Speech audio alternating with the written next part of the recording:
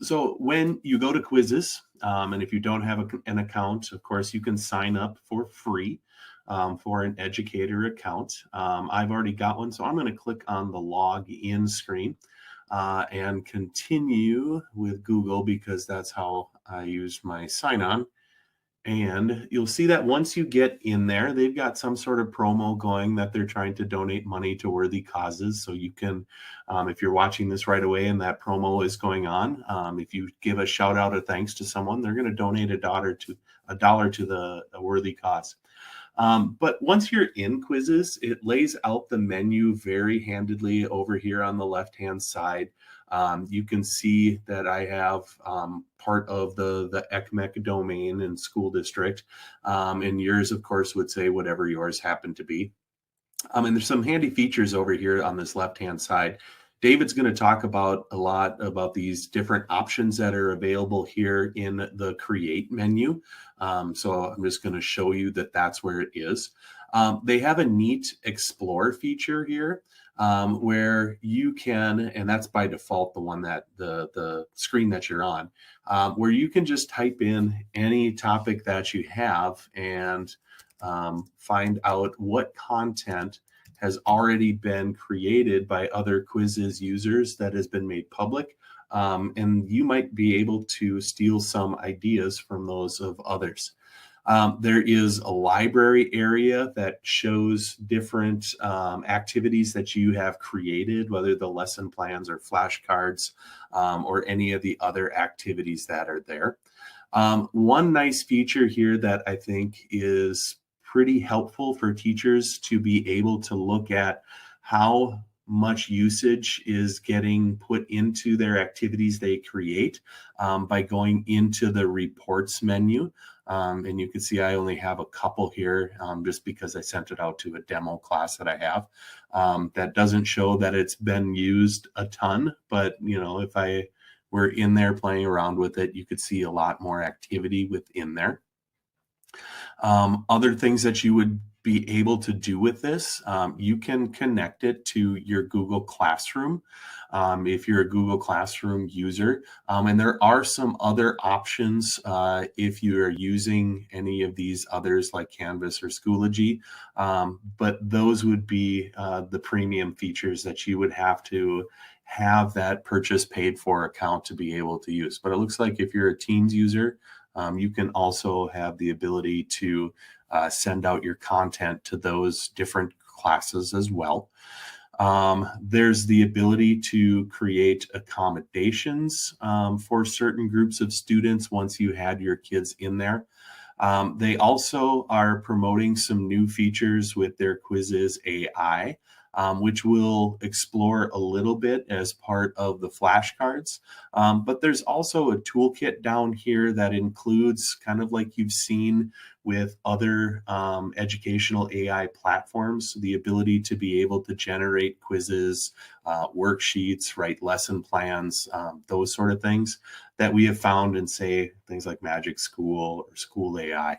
And they're built right into this Quizizz platform as well, which is also kind of a nice feature that Amber did talk about when we met with her the other day, some of those things that they're developing for their product.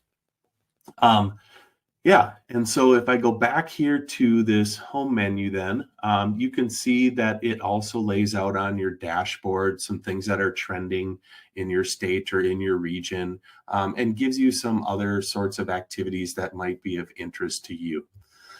So those are kind of the big features that it has available.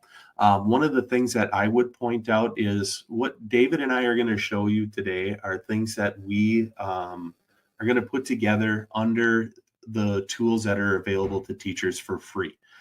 There are some other ones and many good ones that are available if you upgrade and you go to that more premium version. If you like this after trying it out and are interested in what those costs would be, you could see here it would be $18 a month on an individual plan, or you'd have to contact them for school and district pricing. Is there a place that you would recommend that they start just for themselves to learn about it, or to get their students started on it? Yeah, I would highly recommend them. Check out, I mentioned him earlier, Mike Rohde. Mike Rohde, his Sketchnoter's Handbook. It's fantastic. It's easy. It's a short book. It's very visual, but he breaks down exactly what you were saying, like chunking and putting some kind of structure to that. Eventually, you'll get there. I think the first hurdle is just drawing and putting something on paper other than just your words. But he has a great book. I mean, that's kind of the book everybody goes to. And he's still around doing talks and doing speaking, but his Sketchnoting Handbook really breaks down visuals. It then helps you, okay, now how do I structure that? And it gives you some options. And it's up to you, it's up to the teacher, it's up to each individual student. What's my better structure? For me, my structure is just kind of chunking stuff and throwing it on the page. And if I got to connect it, I'll just use a line. It's a lot of spatial reasoning, and sometimes that can be very intimidating when you have a blank page. So yeah, I would highly recommend his book, his work. The other one is for great videos would be Verbal to Visual. It is a YouTube channel. The guy's name is escaping me because I always think Verbal to Visual, but he breaks it down as well. And he's got a camera above him and he's got his hand and he's drawing things and he's showing you examples and structure. Those are probably my two go-to. But once those guys, obviously I came across Mike Rohde first, and then eventually Doug Nielsen, I think is his name, Doug something, from Verbal to Visual. It's like, okay, cool. This is kind of reinforcing what I'm already doing. It's helping me and giving me a place to send teachers, because I'm not necessarily creating videos.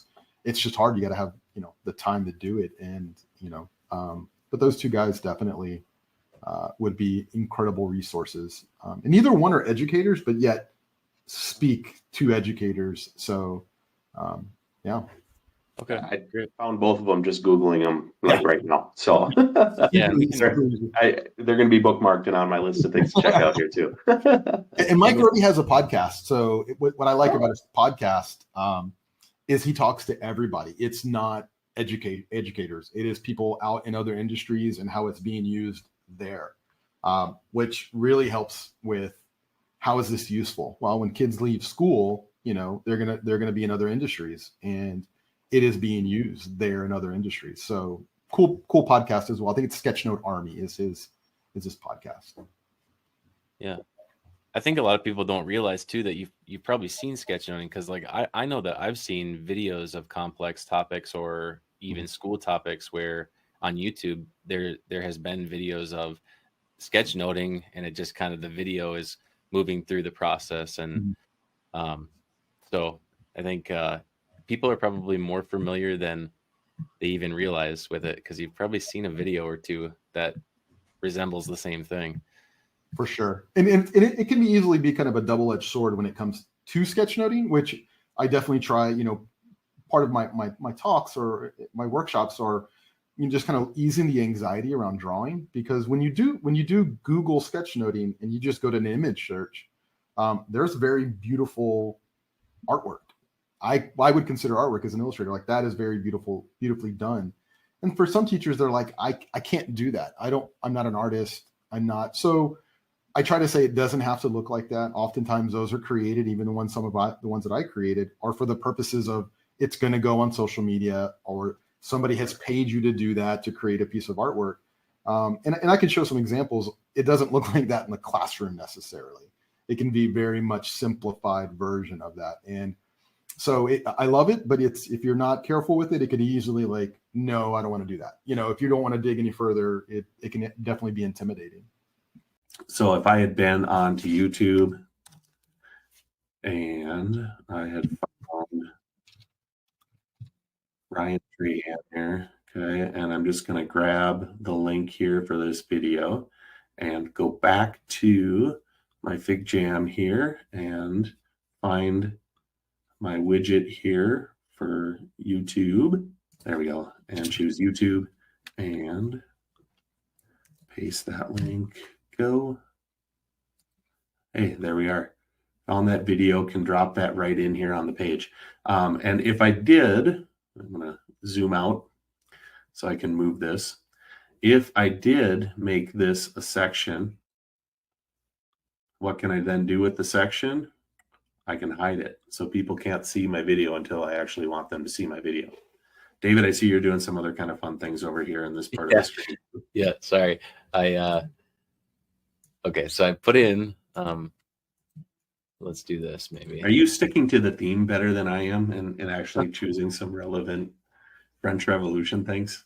Yeah, so I I was trying to put in, so like if you look at you have the Google map. Okay, so I'm gonna try to pull in a widget, and I was gonna put in it again. So I looked up the Bastille in Paris, Yeah. Google Maps, and then I grabbed the embed code, and I was gonna try to add it here. Okay, so you click open, and then so it looks like you got to leave this on there. I was just trying this for fun, but then you've got the Bastille right here through that little Google widget. If you click open, and then Hey.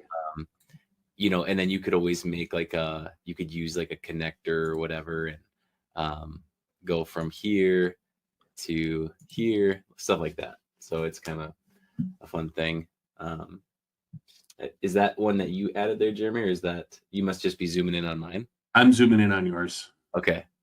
Yeah. So and then you got the connector. Now it seems to me that this has to stay, this Google map. Maybe you want to just do like I don't know if it will. It doesn't look like you can hide it, but maybe I would just lock it in place so that it's can't be deleted like that. Yeah, and then you could always move it maybe off page more into like a space on the side. But I think this is cool because then you got the storming of the Bastille. You have where it is. Maybe you also add in a link over in our resources about the Bastille, and a lot of cool things you could do there with that. So as you've been talking through things, I've been messing around. And when you're actually talking through things, I'm actually paying attention because I'm trying to learn things. So yeah, no, it's cool. You got the YouTube video in there. You've got Google Maps. You got links. These are the 7 design tips, and there's you could change this to 6 or to 8 or to 9. These are just 7 that I feel like are important. And I feel like these are all very doable. You don't have to have a graphic design degree to do these things. They're very manageable and doable. So the first 2 kind of relate to each other, keeping it simple and limiting text and bullet points. Like you said, Jeremy, don't use 2 images when one will do. That kind of connects with keeping it simple. So just really think about what's the point you want to get across, and then do that in a really simple way that really drives home your point. And then those next 2 on the list, using great visuals and making sure visuals add value, those 2 kind of relate to each other too. Using great visuals is very subjective, but I'll just show you an example of what I mean by great visuals. So if I was going to talk about, let's say I'm doing a presentation, I'm going to tell a story about going to a carnival. I could find clip art like this, or I could find clip art like this. And I think this one is a better example of a visual. It's more interesting. It's colors are vibrant, and we might be able to connect with that in a different way. Here's another one. If we're talking about gravity, you could show this one, clip art, pixelated, doesn't look good at all. Or if we're talking about gravity, we could show an interesting picture like this, of this lamb up in the air, and use that as a launching point to talk about gravity. So great visuals is a very subjective one, but I think just think about what would be interesting to your audience. And now there's a lot of good tools out there to find good visuals. And then the second piece of that relates to it is really that idea of making sure the visuals add value. Like I talked about, like make sure it's a visual that helps convey your points. Utilizing white space, I talked about that. It's really important. Make sure your items have room to breathe. Unifying the design and creating contrast are both really important as well. Unifying the design is one that is maybe on this list in some ways. It can be maybe one of the more challenging ones. I'll show you what I mean by unifying the design.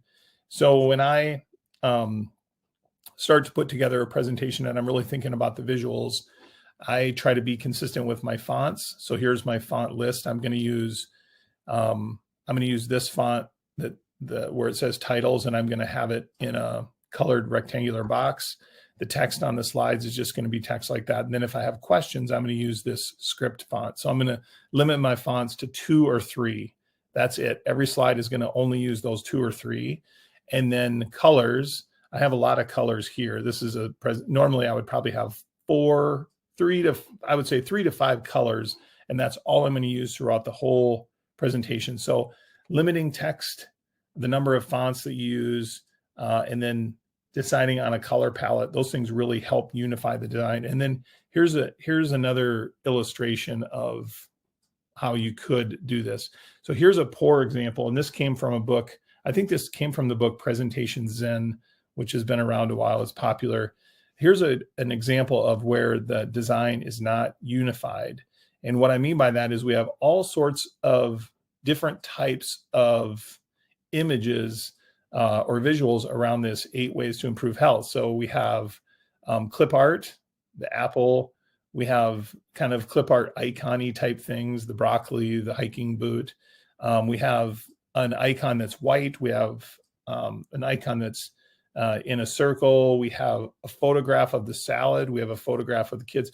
So we have photographs, icons, graphics, all different colors, all different styles. And that can be distracting for learners. So, and it just doesn't look as professional as if we were to unify it. So here's this same slide with a more unified design. So same thing, 8 ways to improve health, but all of these are icons inside of these squares with rounded edges, and they're white. And so we are doing the exact same thing, but we've unified design, and we've been really consistent in our visual approach.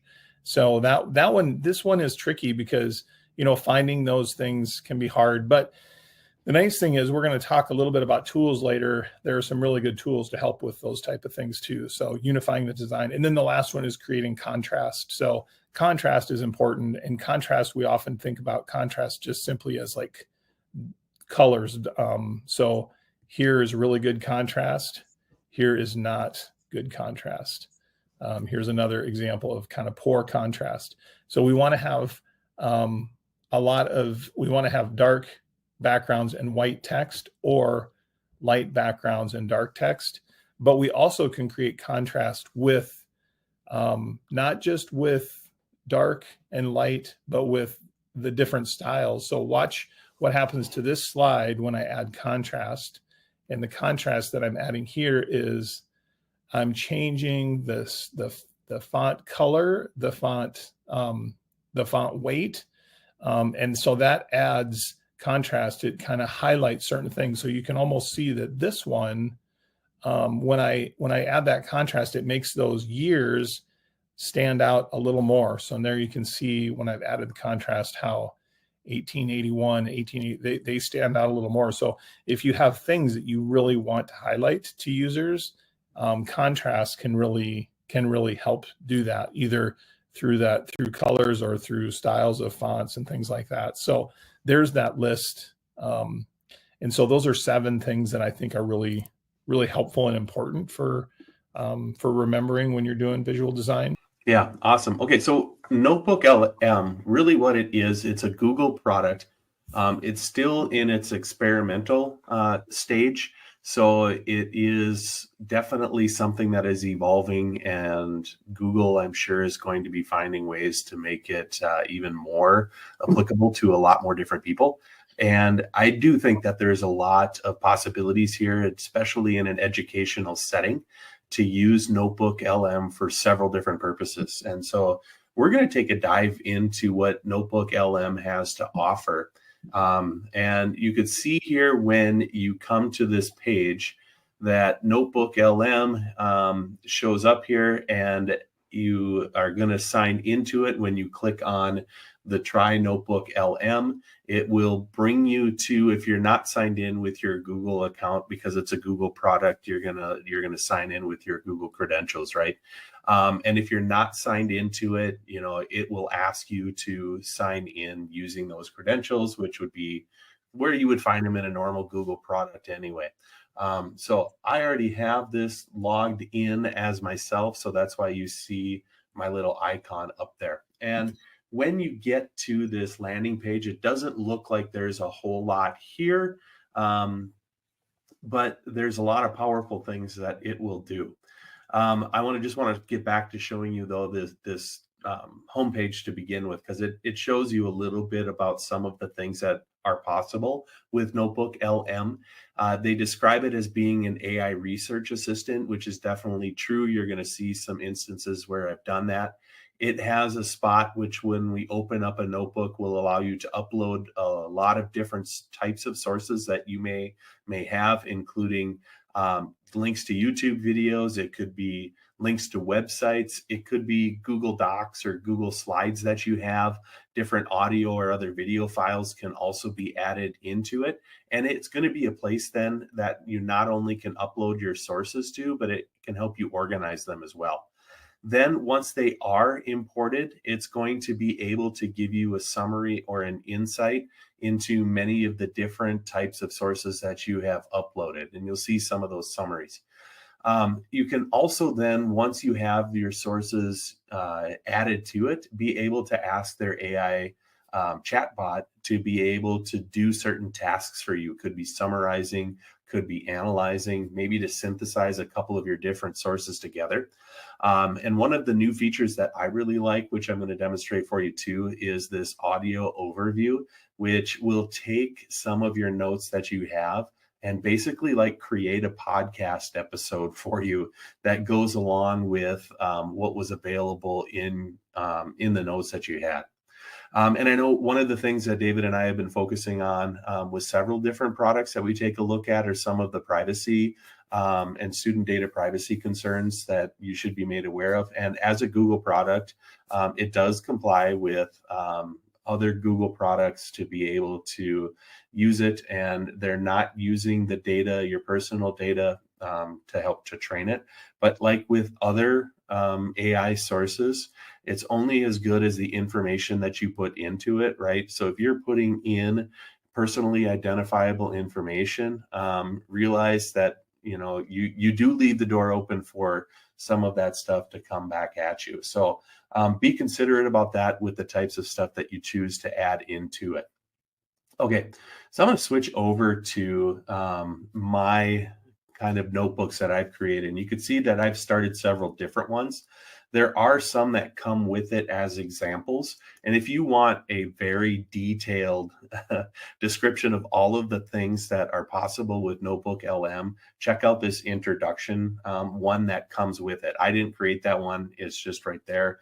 In fact, I even tried to go delete it and it won't let me. I don't have that ability.